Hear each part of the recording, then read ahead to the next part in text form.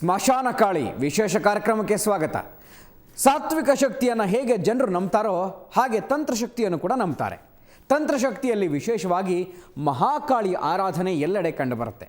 ಕರ್ನಾಟಕದಲ್ಲೂ ಕೂಡ ಮೈ ಜುಮ್ಮೆನಿಸುವ ಕೆಲವು ತಂತ್ರಾಚರಣೆ ನಡೆಯುತ್ತವೆ.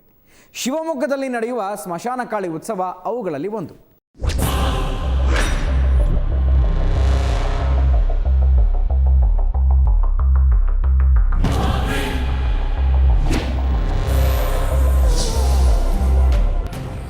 ಸ್ಮಶಾನ ಅಂದ್ರೆ ಕೇವಲ ಸತ್ತವರನ್ನ ಸಮಾಧಿ ಮಾಡೋ ಸ್ಥಳ ಮಾತ್ರ ಅಲ್ಲ, ತಂತ್ರಸಿದ್ಧಿಗೆ ಮಂತ್ರಸಿದ್ಧಿಯ ಕರ್ಮಭೂಮಿ.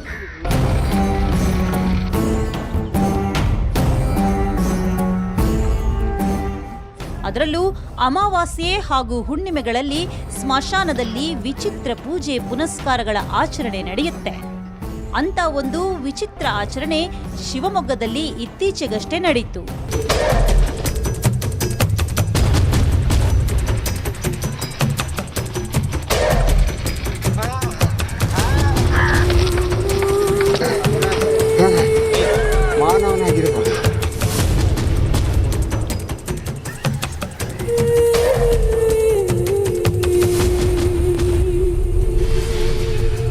ಭದ್ರಾವತಿ ನಗರದ ಸಮೀಪದ ಭದ್ರಾ ನದಿಯ ದಡದಲ್ಲಿರುವ ಸುಣ್ಣದಹಳ್ಳಿ ಗ್ರಾಮದಲ್ಲಿ ಸ್ಮಶಾನ ಕಾಳಿ ಉತ್ಸವ ನಡೆಯಿತು. ಸ್ಮಶಾನದಲ್ಲೇ ಈ ಆಚರಣೆ ನಡೆಯೋದ್ರಿಂದ ಇದಕ್ಕೆ ಸ್ಮಶಾನ ಕಾಳಿ ಉತ್ಸವ ಅಂತ ಕರೆಯಲಾಗುತ್ತೆ. ತಂತ್ರಶಕ್ತಿಯ ಅಧಿದೇವತೆಯಾದ ಮಹಾಕಾಳಿಯನ್ನ ಸಂತೃಪ್ತಿಗೊಳಿಸೋದೇ ಈ ಆಚರಣೆಯ ಮುಖ್ಯ ಉದ್ದೇಶ. ಹೆಣಗಳನ್ನ ಕಿತ್ತು ತಿನ್ನಲು ಮುಂದಾಗುವ ಸ್ಮಶಾನ ಕಾಳಿಗೆ ನರಬಲಿಯ ಬದಲು ಪ್ರಾಣಿ ಬಲಿ ನೀಡಿ ಸಂತೃಪ್ತಿಗೊಳಿಸೋದು ಈ ಆಚರಣೆಯ ಹಿಂದಿರೋ ಉದ್ದೇಶ. ತಮಿಳು ಜನಾಂಗದವರು ಶಿವರಾತ್ರಿಯ ಮರುದಿನ ಅಮಾವಾಸ್ಯೆಯೆಂದು ಸ್ಮಶಾನ ಕಾಳಿ ಉತ್ಸವವನ್ನ ನಡೆಸ್ತಾರೆ.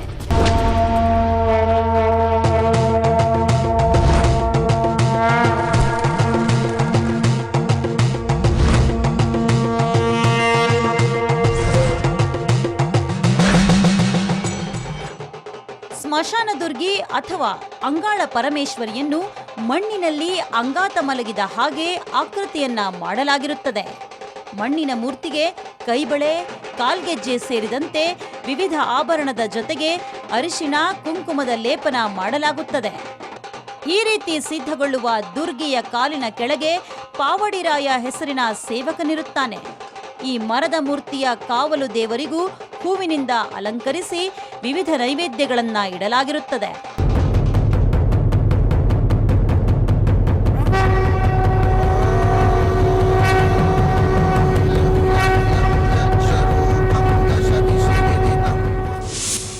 ಈ ದೇವರು ಈ ಶಿವರಾತ್ರಿ ದಿವಸ ಶಿವನಿಗೆ ಬ್ರಹ್ಮಕ್ತಿ ದೋಷ ಹಿಡ್ದಿತ್ತಂತ ಹೇಳಿ ಪಿತ್ತಿ ಹಿಡ್ದಂಗೆ ಏನು ಮಾತಾಡ್ತೀವಿ ಏನು ಮಾಡ್ತಾಯಿದ್ದೀವಿ ಅನ್ನೋ ಗೊತ್ತಿಲ್ದಂಗೆ ಹೋದಾಗ ಈ ದೇವರು ಅಂಗಾಳ ಪರಮೇಶ್ವರಿ ಅವತ್ತಿನ ದಿವಸ 5 ತಲೆ ನಾಗರವಾಗಿ ಎದ್ದು ಆ ಬ್ರಹ್ಮತಿ ದೋಷನ ಬ್ರಹ್ಮನ ತಲೆನ ಒಂದು ಕಡಿದು ಎತ್ತಾಕಿ ಅವತ್ತು ಇದು ಹುತ್ತಾಗಿ ಬೆಳೆದಿರೋದಲ್ಲಿ. ಹೀಗೆ ಅಲಂಕೃತಗೊಂಡ ಸ್ಮಶಾನ ದುರ್ಗಿಯ ಮುಂದೆ ಕಾವಲು ದೇವತೆ ಪಾವಡಿರಾಯರ ಮೂರ್ತಿಯನ್ನ ಪ್ರತಿಷ್ಠಾಪನೆ ಮಾಡ್ತಾರೆ. ಆ ವಿಗ್ರಹಗಳ ಮುಂದೆ ಆ ದೇವರು ಆವಾಹನೆಯಾಗುವ ಪೂಜಾರಿ ಕಾಳಿಯಂತೆ ಹೆಣ್ಣಿನ ವೇಷ ತೊಡ್ತಾನೆ. ಕಾವಲು ಕಾಯುವ ಪಾವಡಿರಾಯನ ವೇಷಧಾರಿ ಕೂಡ ಪೂಜಾರಿಯಂತೆ ಆವೇಶಭರಿತನಾಗಿ ಹುಂಕರಿಸುತ್ತಾನೆ.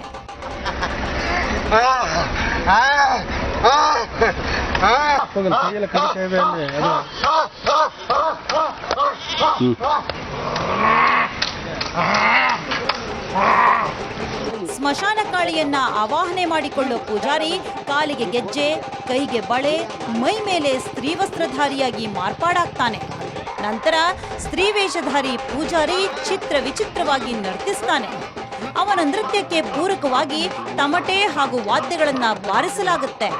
ವಾದ್ಯಗಳ ಅಬ್ಬರ ಹೆಚ್ಚಾದ ಹಾಗೆಲ್ಲ ಸ್ತ್ರೀ ವೇಷಧಾರಿಯ ಆವೇಶ ಹೆಚ್ಚಾಗುತ್ತೆ. ಈ ವೇಳೆ ಸ್ತ್ರೀ ವೇಷಧಾರಿಯ ಮೈಮೇಲೆ ಸ್ಮಶಾನ ಕಾಳಿ ಆವಾಹನೆಯಾಗಿರ್ತಾಳೆ ಅನ್ನೋ ನಂಬಿಕೆ ಭಕ್ತರಲ್ಲಿದೆ. ಶಿವ ಬ್ರಹ್ಮದೇವನ ತಲೆ ಕಡ್ದ. ಏನು ತಿಳಿದಂತೆ ನೀನು ನನ್ನ ತಲೆಯನ್ನು ಕಡಿದಿದ್ದಕ್ಕೆ ಇಡೀ ಶಾಪ ಅಂತ ಬ್ರಹ್ಮದೇವ ಕೊಟ್ಟ ಯಾವ ರಥದ ರೂಪದಲ್ಲಿ ನನ್ನ ತಲೆ ಕಡಿದು ಅದೇ ಕ್ರಮಗಬಲವಾಗಿ ನಿನಗೆ ಹಸುವು ಇರಬೇಕು, ಆದರೆ ಅನ್ನ ತಿನ್ನೋಕ್ಕಾಗಲ್ಲ, ನೀರು ಕುಡಿಯೋಕ್ಕಾಗಲ್ಲ, ನೀ ಲೋಕಚಂಚೇರಿ ಆಗೋಗು ಶಾಪ ಅಂತ ಕೊಟ್ಟು ಶಾಪ.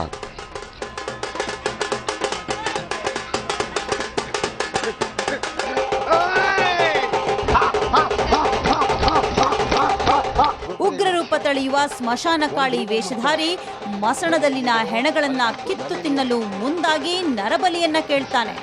ಅದಕ್ಕೆ ಬದಲಾಗಿ ಅವನ ಕೈಗೆ ಕೋಳಿಯನ್ನೇ ಬಲಿಯನ್ನಾಗಿ ನೀಡಲಾಗುತ್ತೆ. ಇಲ್ಲಿಂದ ಮುಂದಕ್ಕೆ ಸ್ಮಶಾನಕಾಳಿಯ ಆಚರಣೆ ನೋಡೋಕೆ ಭಯ ಹುಟ್ಟಿಸುತ್ತೆ.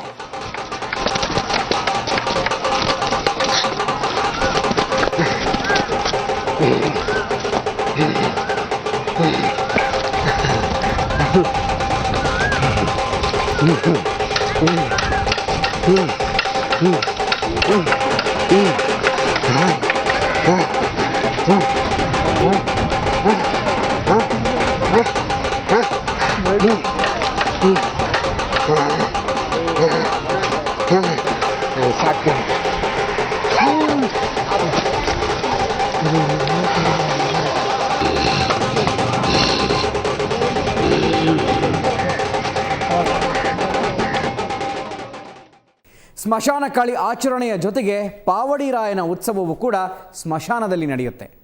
ಪಾವಡಿ ರಾಯನ ಹಿನ್ನೆಲೆ ಹಾಗೂ ಆಚರಣೆಯ ಬಗ್ಗೆ ಭಕ್ತರು ಸಾಕಷ್ಟು ನಂಬಿಕೆ ಹೊಂದಿದ್ದಾರೆ.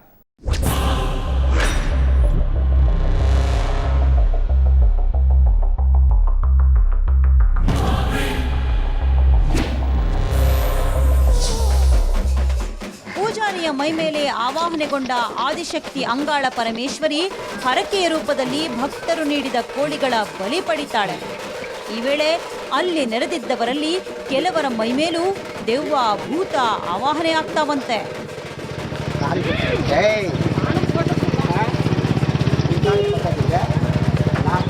ವಿಚಿತ್ರ ರೀತಿಯಲ್ಲಿ ಕಿರುಚುತ್ತಾ ಹೊರಳಾಡುತ್ತಾ ಹೆಜ್ಜೆ ಹಾಕುತ್ತಾ ಅಂಗಾರ ಪರಮೇಶ್ವರಿ ಮಣ್ಣಿನ ವಿಗ್ರಹದ ಸುತ್ತ ತಿರುಗಲಾರಂಭಿಸುತ್ತವೆ.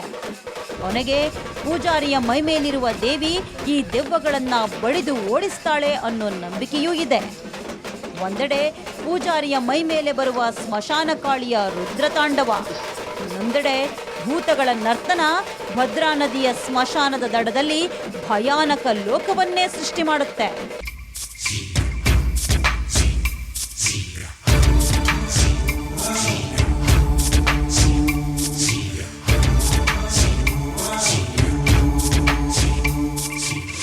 ಕೆಲವು ಕೋಳಿಗಳು ಬಾಯಲ್ಲಿ ಕಚ್ಚಿ ರಕ್ತನ ಕುಡಿತಾರೋ, ಕುರಿ ಕಡಿಬೇಕಾದ್ರೆ ಅದು ಹೋಗಿ ಹಂಗೆ ಆ ಕೊರಳ ಬಾಯಿಗೆ ಇಟ್ಕೊಂಡ್ಬಿಟ್ಟು ಆ ಬ್ಲಡ್ ಎಲ್ಲ ಅವರೇ ಇದು ಮಾಡ್ತಾರೆ. ಒಂದು ಮನುಷ್ಯ 100 ಗ್ರಾಮ್ 200 ಗ್ರಾಮ್ ಬ್ಲಡ್ ಡೈರೆಕ್ಟ್ ಕುಡಿಯೋಕ್ಕಾಗಲ್ಲ.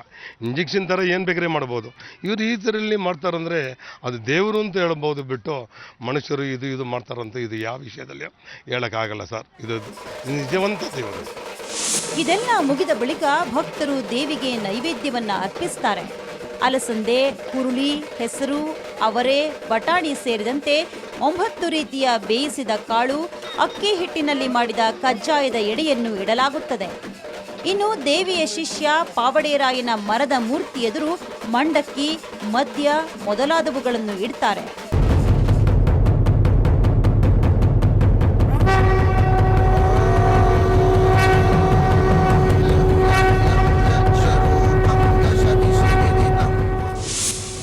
ಸ್ವಲ್ಪ ಚಿಕ್ಕ ವಯಸ್ಸಲ್ಲಿ ಹುಷಾರಿದ್ದಿದ್ದಿಲ್ಲ. ಆಗ ಅಮ್ಮನಿಗೆ ಹರಕೆ ಹೊತ್ತಿದ್ವಿ, ತುಂಬ ಜೀವ ಉಳಿಯೋದೇ ಇಲ್ಲೋ ಅಂತ ಹರಕೆ ಆ ಥರ ಇದ್ಲು ಅವಳು. ಆವಾಗ ಈ ತಾಯಿಗೆ ಬಂದು ಮಾಡ್ತೀವಮ್ಮ ಅಂತ ಹೇಳ್ಕೊಂಡು ಹೋಗಿದ್ವಿ. ಆಮೇಲೆ ಆರಾಮಾದ್ಲು.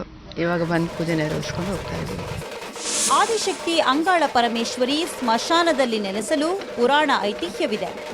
ಶಿವ ಹಾಗೂ ಆದಿಶಕ್ತಿ ನಡುವೆ ನಡೆದ ಯುದ್ಧದಲ್ಲಿ ಆದಿಶಕ್ತಿಗೆ ಎದೆಗೆ ಬೀಳೋ ಹೊಡೆತದಿಂದ ಅಂಗಾಳ ಪರಮೇಶ್ವರಿಯ ರೂಪ ಉದ್ಭವವಾಗುತ್ತದೆ. ಶಿವನನ್ನು ತೊರೆದು ಕಾಳಿಯ ರೂಪದಲ್ಲಿ ಸ್ಮಶಾನದಲ್ಲಿ ಮಲಗುವ ದೇವಿಯನ್ನು ಸಂತೃಪ್ತಗೊಳಿಸೋಕೆ ಈ ಉತ್ಸವ ನಡೆಸಲಾಗ್ತಿದೆ. ಭಕ್ತರು ತಮ್ಮ ಸಂಕಷ್ಟಗಳ ಪರಿಹಾರಕ್ಕೆ ಅಂಗಾಳ ಪರಮೇಶ್ವರಿಗೆ ಮೊರೆ ಹೋಗ್ತಾರೆ. ಸ್ಮಶಾನ ಕಾಳಿಗೆ ಹರಕೆ ಹೊತ್ತು ತಮ್ಮ ಅಭೀಷ್ಟಗಳನ್ನು ನೆರವೇರಿಸಿಕೊಳ್ಳುತ್ತಾರೆ.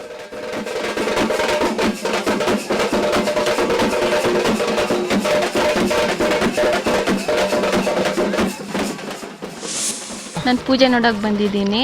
ವರ್ಷನೂ ಬರ್ತೀನಿ. ನಮ್ಮ ಅಕ್ಕ ನಮ್ಮ ತಂಗಿಯವರೆಲ್ಲ ಬರ್ತಿದ್ದಾರೆ, ನೋಡೋಕೆ ಬಂದಿದ್ದೀವಿ. ಹರಕೆ ಹೊತ್ಕೊಂಡಿದ್ದೀವಿ. ಮಕ್ಳು ಇರಲಿಲ್ಲ, ಮಕ್ಕಳು ಆಯಿತು. 2 ಹೆಣ್ಮಕ್ಳಾಗಿದ್ದಾರೆ. ಅಂಗಾಳ ಪರಮೇಶ್ವರಿಯ ಮೂರ್ತಿಯನ್ನು ಹೊತ್ತ ರಥವನ್ನು ಬೆನ್ನಿಗೆ ಸಿಲುಕಿಸಿದ ಕೊಂಡಿಗೆ ದಾರ ಕಟ್ಟಿ ಪಾವಡಿರಾಯ ಎಳೆಯುತ್ತಾನೆ. ಇದೇ ಸಂದರ್ಭದಲ್ಲಿ ಸ್ಮಶಾನ ಕಾಳಿಯ ಆಯಾ ರೂಪದಲ್ಲಿನ ಮಣ್ಣಿನ ಒಡವೆಗಳನ್ನು ಕಿತ್ತು ಪೂಜಾರಿ ಭಕ್ತರತ್ತ ಎಸಿತಾನೆ. ಅದನ್ನು ಪ್ರಸಾದ ಎಂಬಂತೆ ಭಕ್ತರು ಸ್ವೀಕರಿಸುತ್ತಾರೆ. ಈ ಆಚರಣೆಯೊಂದಿಗೆ ಸ್ಮಶಾನ ಕಾಳಿ ಉತ್ಸವ ಪೂರ್ಣಗೊಳ್ಳುತ್ತೆ.